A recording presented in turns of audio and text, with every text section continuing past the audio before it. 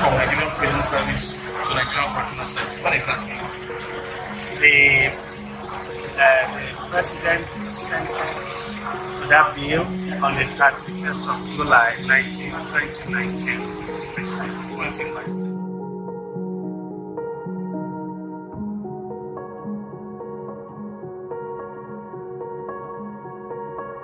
Before now, it used to be the convicted prisoners that are mostly on these rehabilitation programs. But with the changes in name to Nigerian Correctional Service, because we wanted a situation where both the awaiting trials, the convicted prisoners, inmates on death row, inmates on life imprisonment, they all embraced the various training programs and educational training programs we have in our various centers. So we have varieties of structured programs. Perhaps let me just go over a few of those structured programs. One, the educational programs.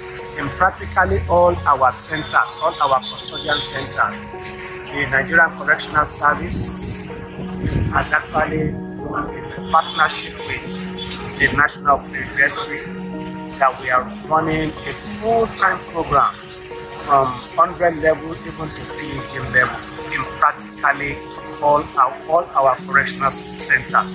For instance, here in Ibarra, we have well over 90 students that are running National Open University program. 9 or 90? 90 of them. In addition to that, we have College of Education, that's the Yewa Central College of Education here in Abeokuta. We practically all the custodian centers we have in the state are running the Yewa College of Education in all our custodian centers. Give or take, we should have over 150 students of our inmates that are going through the College of Educational program. We have the Nepal Centers in all our custodian centers or in the entire state. The last Nepal examinations, we had about 47 of our inmates that wrote the Nepal examination, just this November-December examination. In addition to that, we equally have varieties of vocational programs, vocational skills training program, carpentry, tailoring, welding, and so on and so forth, that MBT comes in to examine them, and at the end of the program, we have been certificated. A few more questions. Yeah. Many outside there believe that once people are inside the correctional centers of prison, it's impossible to make calls.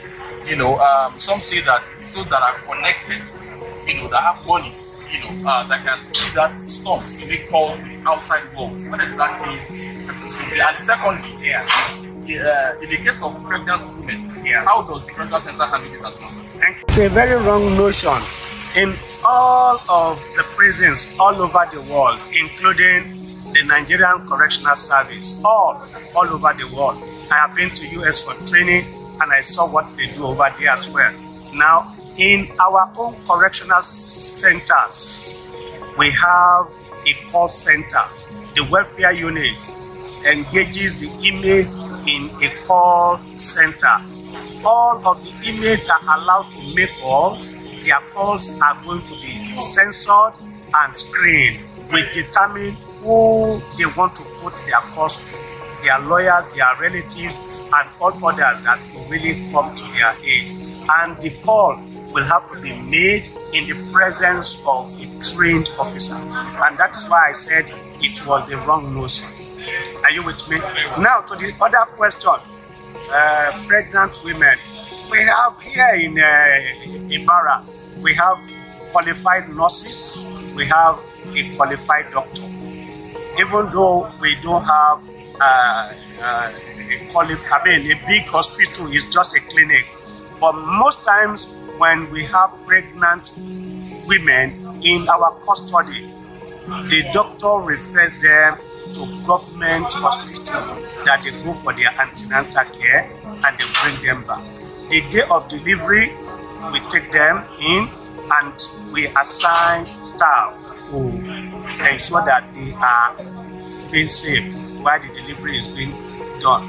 And after a few days in the hospital, under the watchful eye of a seasoned and trained officer, they are brought back into the yard while they continue with the various treatment on the mother and the child. So what happens to the baby? Does the child come with the mother into it? The child comes to the prisons with the mother. Okay. Maybe finally then, some say that whether it's rumor or not, I don't know, that it's possible for women to get in there and get pregnant while serving their prison term. I don't know whether that is spiritual pregnancy or how does that happen. Do you have a record as to that? I don't have a record. That's what I think is a rumor. So, in the very first place, no officer, trained or untrained, will want to stick his neck to allow such to happen. One, we have the female wing. In the female wing where we put the female prisoners, we only have female staff working there. No male staff are allowed to go. No, I mean, are their husbands allowed to come and make it happen with them? No, it's not possible. We have not, the Nigerian Correctional Service, the Nigerian Constitution had not given us the approval for conjugal visits. Conjugal visits, that's abroad. So, sir, today is the 9th of January 2023, and I've been speaking with PC Bamidele Oshin. Alright, finally, we want to know how many convicts we have on the list awaiting trial, and this goes out to lawyers out there. We know that pro bono is part of our job, what we should do to help inmates and those that can't even afford lawyers to assist them to ensure that they get justice. So, finally, we're going to have the statistics on the number of inmates we have in Ibarra. As of today, we have 1,375 plus 2 lodgers and 1 minor. When I said plus 2 lodgers, we have 2 awaiting trials that are referred to this their health. They needed to be taken to be assessed by a psychiatric doctor. So, and that is why we refer to them as a lodger. So it's more of a temporary place of residence for them, while the psychiatric doctors come in to assess them. Then the minor is the underage that was brought in when the mother was arrested, arraigned, and kept in custody. But the breakdown are as follows. We have the awaiting trial male, which are 619. We have the awaiting trial female, which are 44.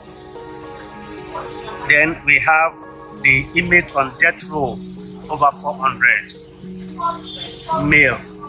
We have inmate on death row, female, they are just 7. So my plea would be to the lawyers outside there on the issue of the awaiting trial, both male and female, because we have gotten series of cases where inmates are just kept here, no lawyer, no legal representation, and because there are no legal representation, they are just kept in custody without any trial.